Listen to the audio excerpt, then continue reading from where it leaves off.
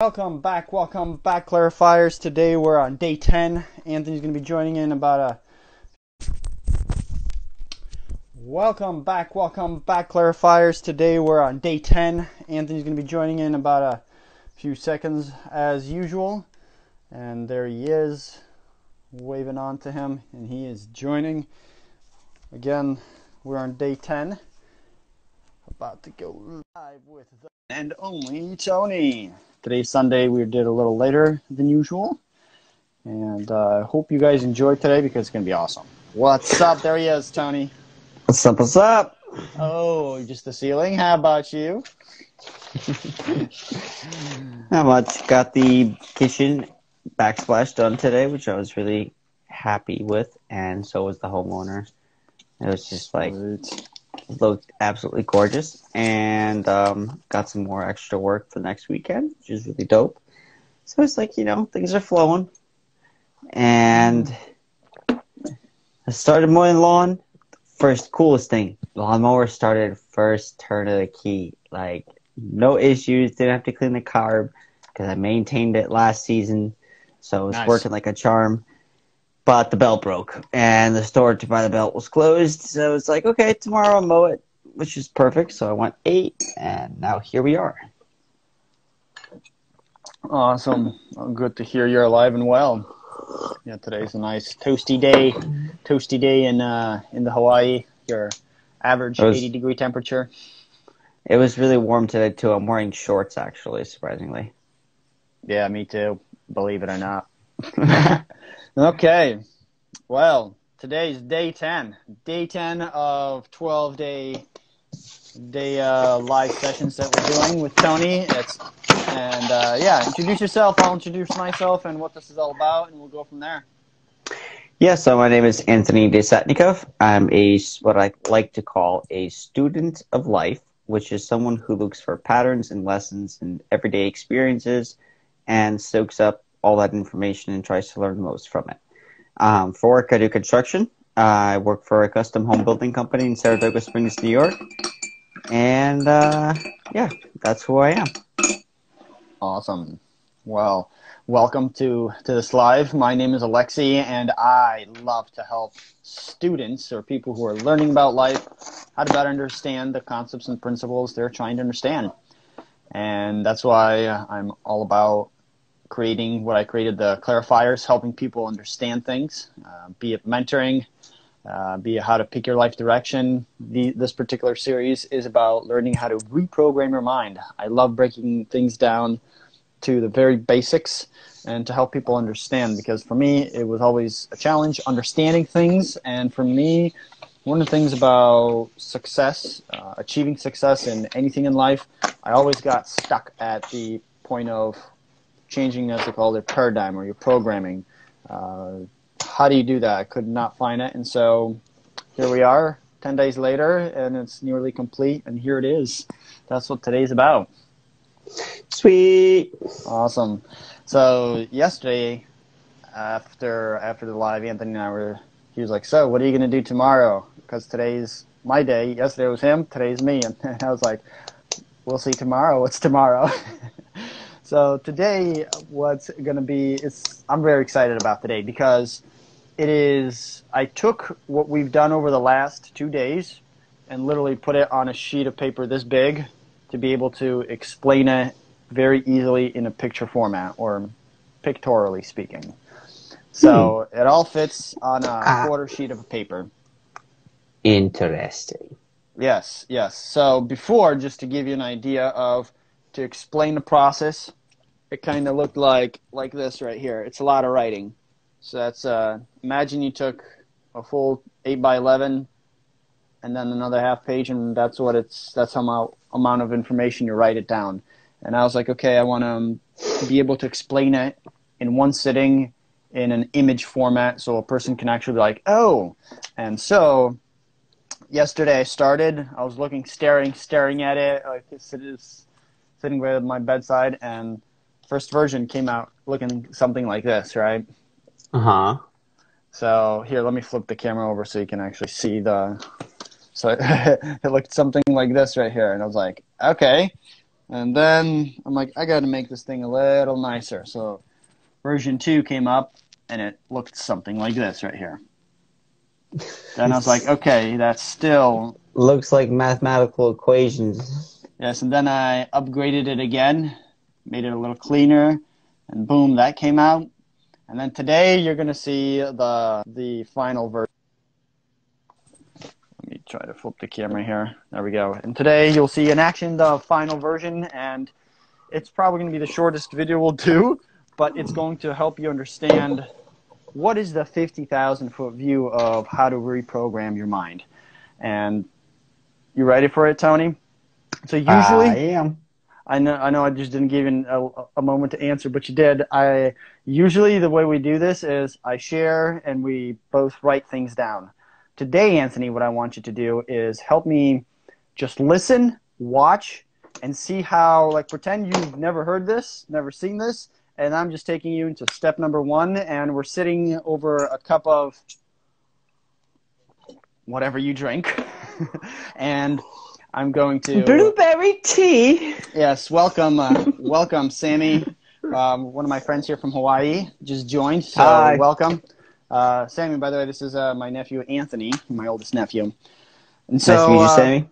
Yes, so today, Anthony, you're just going to be watching, and then I'd like to hear what your thoughts are, since you already are familiar with this, with step 1, the 50,000-foot view. Are you ready, Essay? All ready, homie?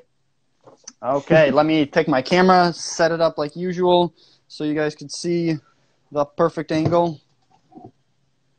Give me a second here. It's gonna be a little shaky.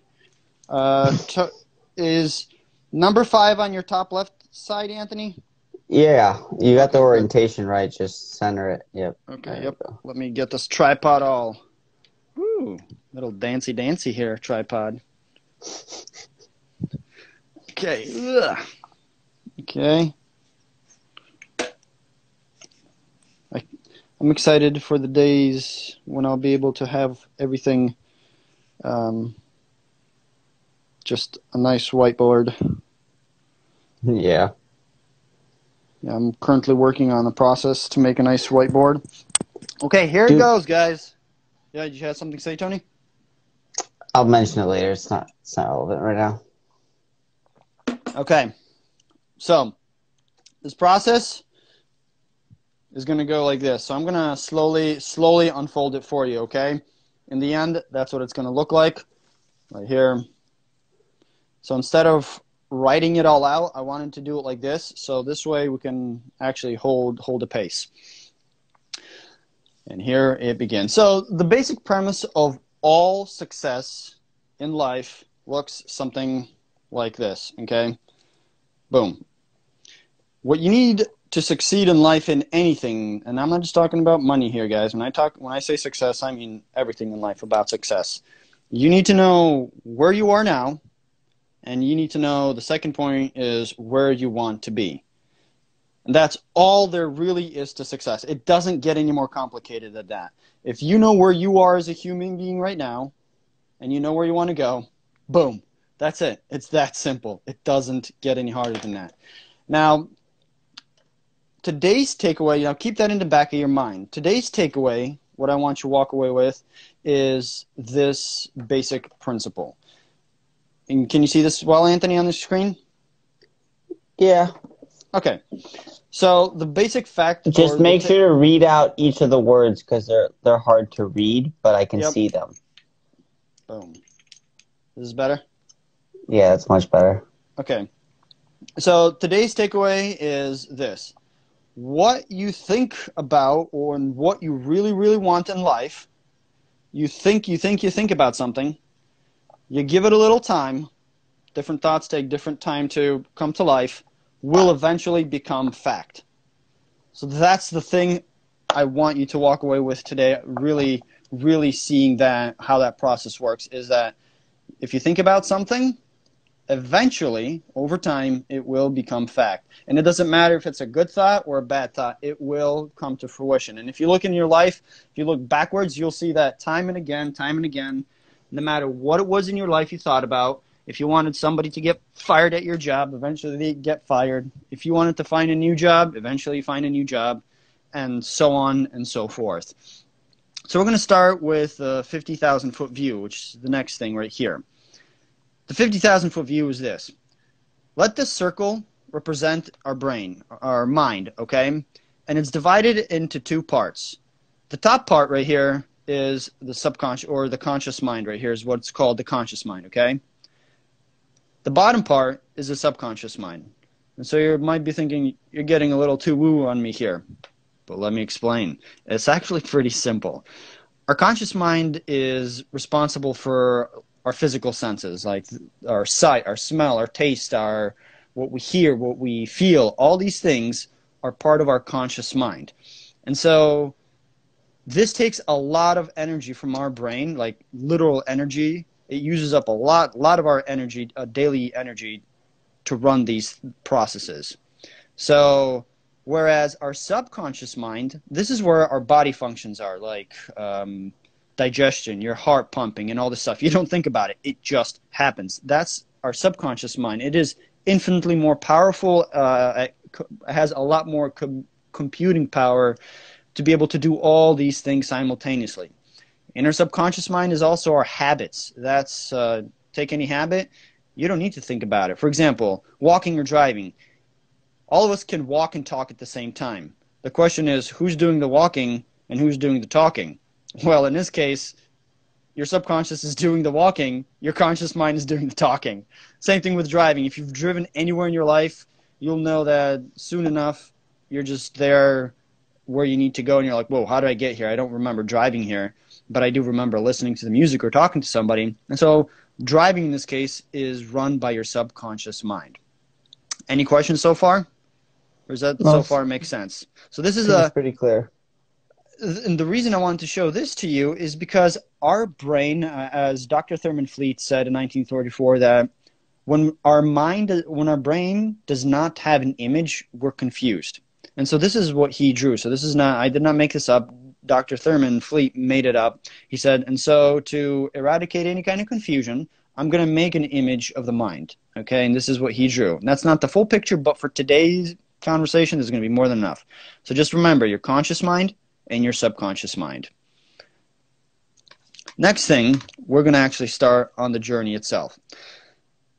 So this is how the process works. You think of something that you want in your life, okay? You think about it, and we'll call that the thing that you're thinking about thought A, okay?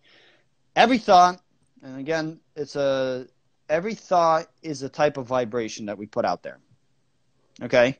Does that make sense so far? Any questions on that?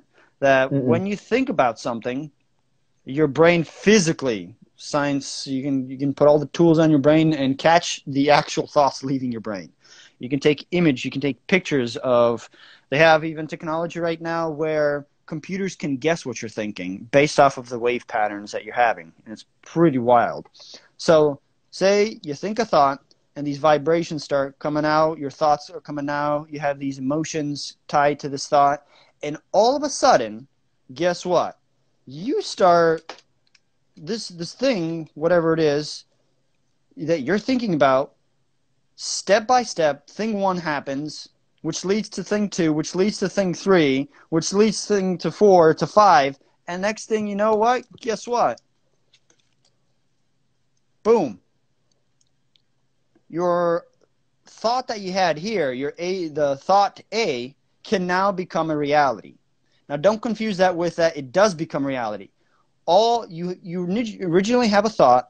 That thought creates a chain reaction of things happening around you, and now this original thought has opportunity to come to life. For example, my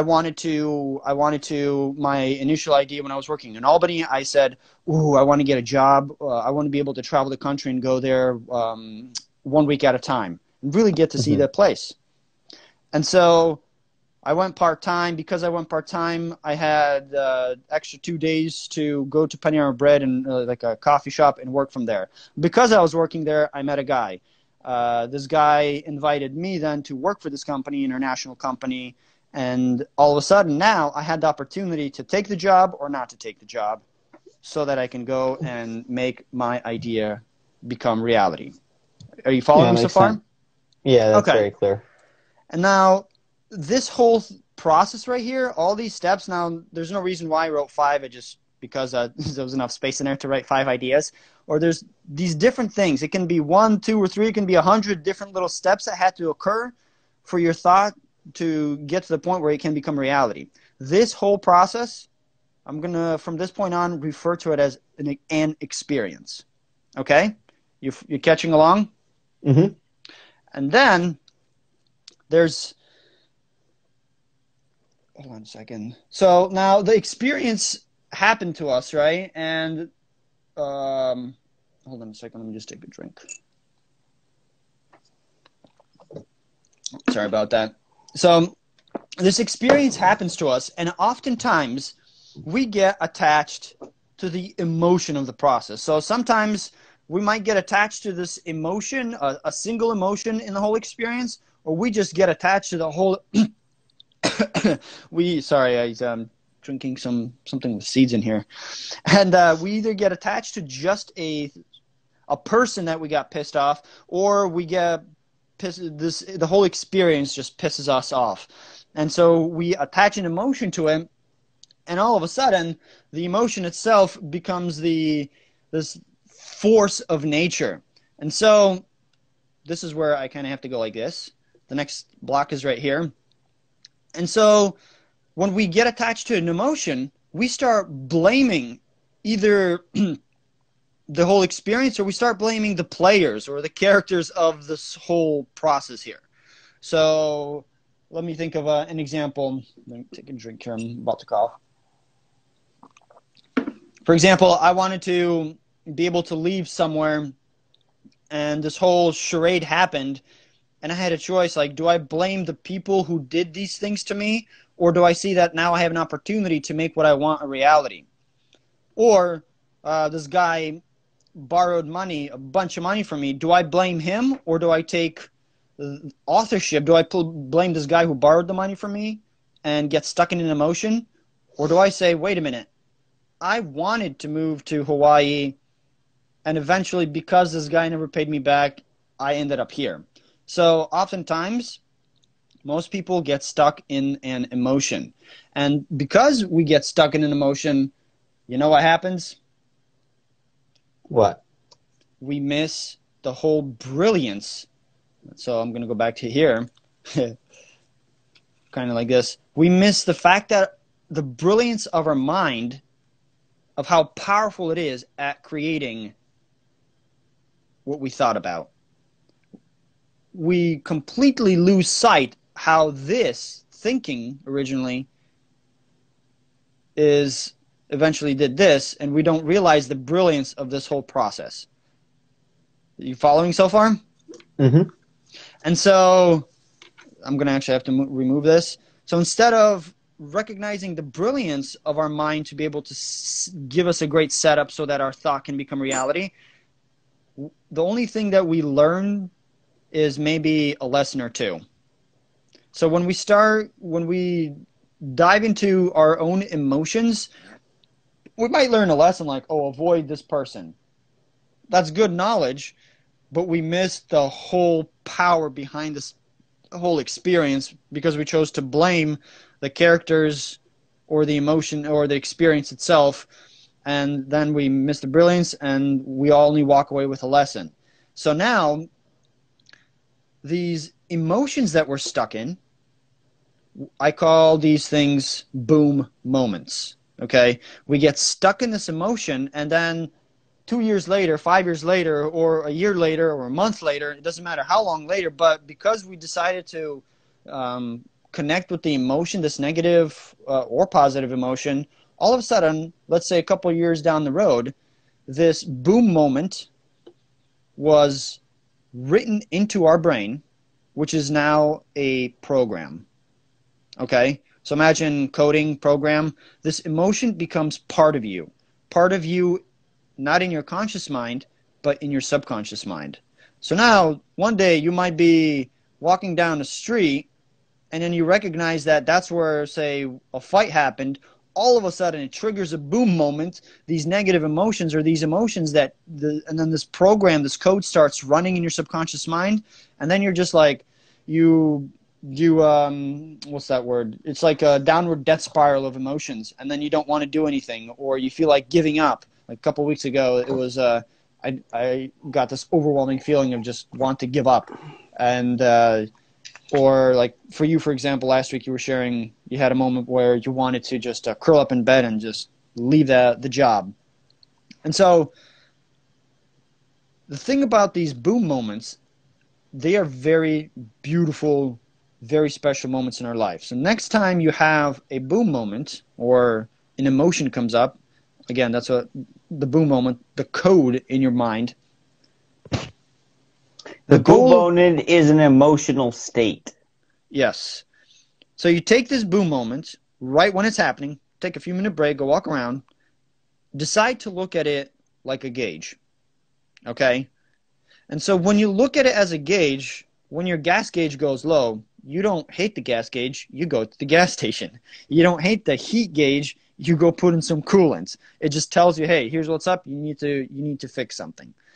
And so when we take these experiences and work our way backwards to see how we are the author of the process or that whole experience, we go from a boom moment to a bam moment. And what do these two things stand for? Well, a boom moment is bad, overwhelming, overpowering memories.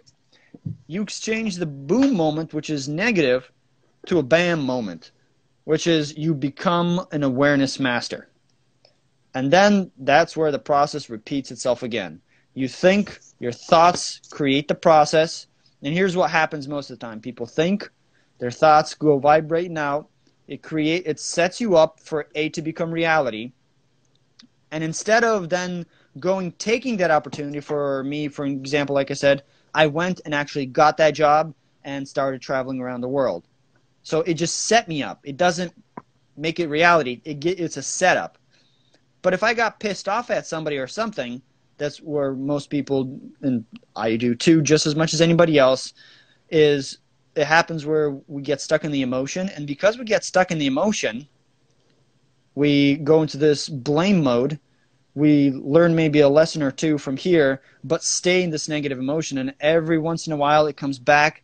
And what happens? We kind of go around and around and around and around a circle, and it only gets worse. And the thing is, God forbid, and I really mean that, God forbid you still want thing A to happen, thought A to come to life. Guess what's going to happen? Another set of experiences is going to happen to set you up to make this reality. But now you have baggage because you have emotions from the previous experience. And then you see how people go further and further and further and eventually repress their emotions and then get depressed. This is exactly why people do that. It's because they don't realize the brilliance that they are the author of the experience, and it's up to them, their choice at this moment, to go and make it happen or get stuck in the emotions. And that's where most people get stuck. And that's what this journey, this process, or you are the author journey is all about. It's recognizing that, okay, I just hit a boom moment. Let me work my way backwards. And then instead of blaming, now you're taking ownership that you had that thought, that you created these experiences, and then now you can go and actually create what you want. So instead of just learning lessons, you're realizing the brilliance of your mind to be able to create the setup, and boom. And that's how one boom moment at a time, you exchange it from boom to bam, and then bam.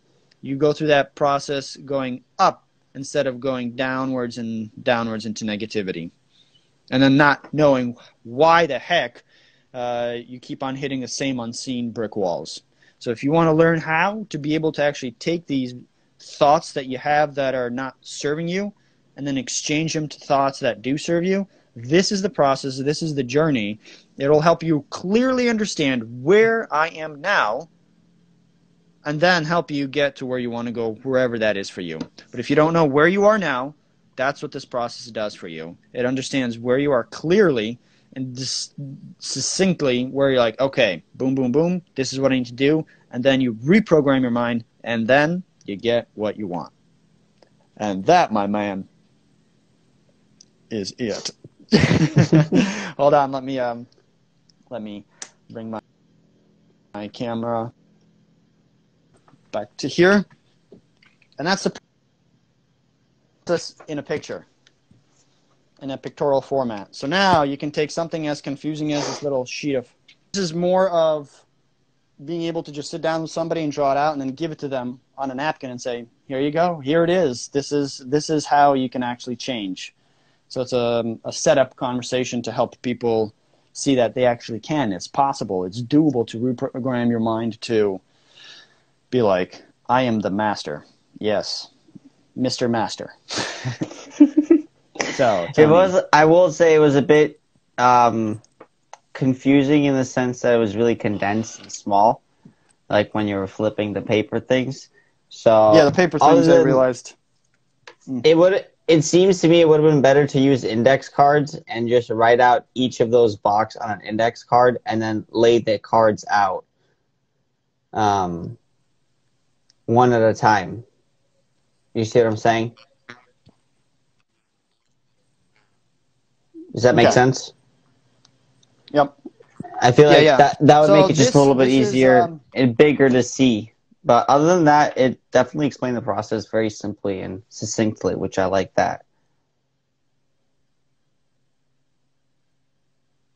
So this way, this is more for somebody, say, like, you want to go and help somebody and you want to have it like in your pocket and be like, okay, what do I do? You can take this and have it in your pocket or in your wallet, because it literally is, it gets this small, very tiny. And that's something, it's more designed for that. So you'd be actually able to go and share it with somebody. And yes, like, I'm going to If that's the case, then maybe we should just rearrange the squares in certain ways so that when you peel the paper back, it follows some kind of pattern. Because you just had the folding in whatever which way it went, it didn't flow. It's very confusing. This right here is great in theory, but not in practice. Because when you're doing it slowly by yourself, it's totally different. So yeah, this is simply to be a guide for you. So you wouldn't actually take it out and show it to somebody like this. You might have it on the side and then use a bigger paper or whatnot to, it will help guide. Okay, so that's what its purpose is. So that's, for that intended purpose, it makes sense. For example, today I'm going to go and share this with somebody. I'm actually going to take a big whopper right here like this. Yeah, good, because that small one is a wee bit small. Yeah, it is very small. It's very, very condensed. So in the end, the intended outcome for this is to help the individual who wants to share something with somebody else to have this by their side. For that intended outcome, it's perfect. So in essence, that's the big picture, and that's where people will start off on this process, on the journey. I like it. It's simple enough where it's like the concept can all be encompassed on one little piece of paper, which is kind of good, I think, now if I think about it, because if you're a new person who's not aware of this idea or concept or system, and then you see that the whole system can be explained on a small little piece of paper, it kind of gives you the feel that it's not complicated or not overwhelming. So, and so, like, at this point, if I give this to you, if I hand it over to you and you take it, it will make sense to you. Initially, it's like, what the heck? But now that you've seen it, watched it, and you've written out on a napkin for somebody, they can take that and be like, oh, yeah. You know how we can make it easier to understand, actually? I was thinking of color coding the boxes and, like, making a color sequence, like a certain shade of a color going up. So, like, sequentially, it going from, like, a light shade of blue to a slightly darker, and make it kind of spiral in. All of your tiles go in a spiral format. So that way, you could just follow it visually, even without someone telling you, and you wouldn't need that number paper thing. Does that make sense? Number paper thing, what do you mean? Okay, so you have You got your square right here. Boom, boom, boom. Yep. So you started off at the bottom and you went up this way and this way. So just keep going all the way around and work your way in like a spiral with how you list down the information. And then that way you could make the piece of paper and use the same color, but just like different shades of it, slightly lighter, and start with like the lightest one on the first step and the bubble, and then work your way all the way around. So it would look visually pleasing and eye-catching, and it would actually pull the person in, but then they'd be able to actually tell and easily follow along the process. I feel like that would make it really cool and eye-catchy.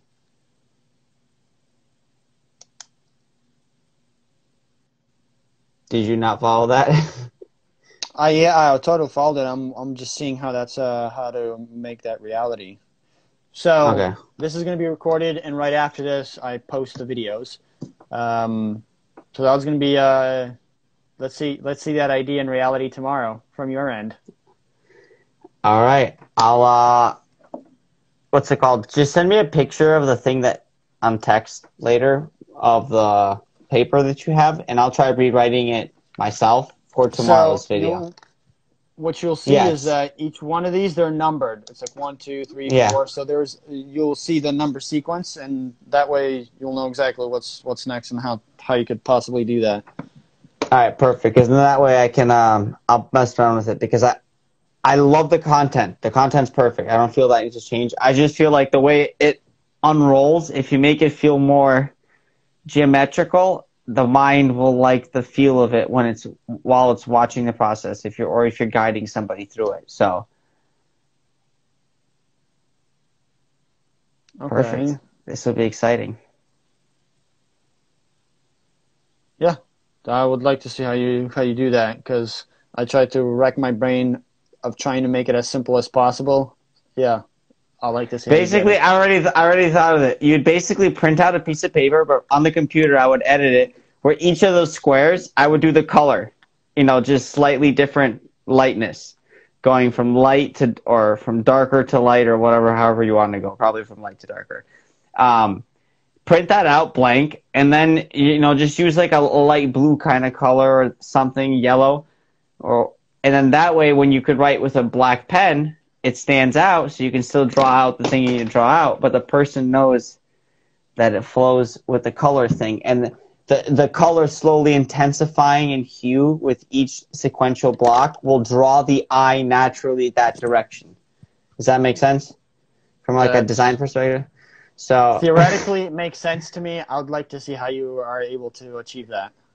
Yeah, so we'll give that a shot. Yeah. So you tomorrow at 7 p.m. your time?